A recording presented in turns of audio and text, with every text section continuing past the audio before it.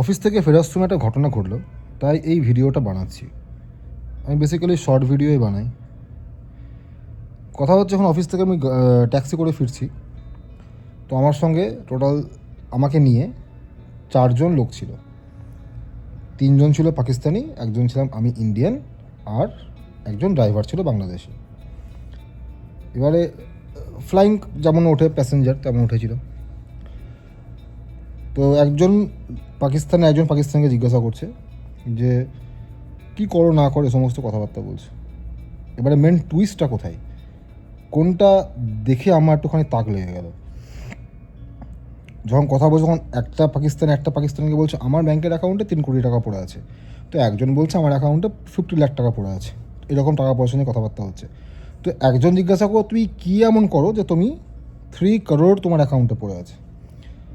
ও বলছে আমি কি করি সেভাবে তো বলতে পারবো না, বাট আমার একটু অনেক কেনা বেচা ব্যাপার আছে। তো কেনা বেচা লেনদেন মানে কি কেনা বেচা? তো এই কথা বলতে বলতে হট করে লোহা বিক্রি করে করতে করতে, ইস্পাত লোহা এ সমস্ত বিক্রি করতে করতে বন্দুক ব্যাপারটা চলে এলো।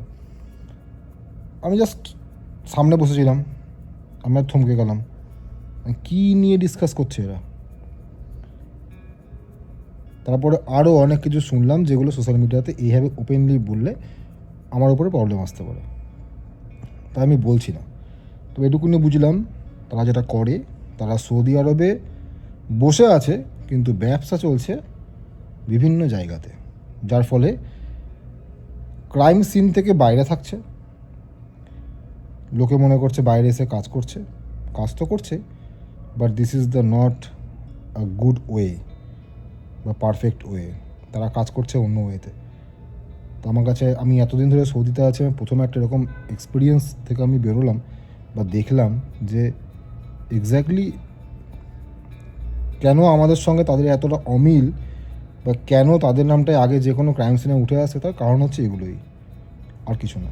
আমি এখানে কোনো দেশকে ছোট বড় কথাবার্তা বলছি না, যেটা আমার সামনে ঘটলো সেটা আমি বলছি। তো যাই হোক, এটা শেয়ার করা ছিল। এনিওয়েজ, সকলে ভালো থেকো, দেখা হচ্ছে পরের একটা শর্ট ভিডিওতে। Thank you.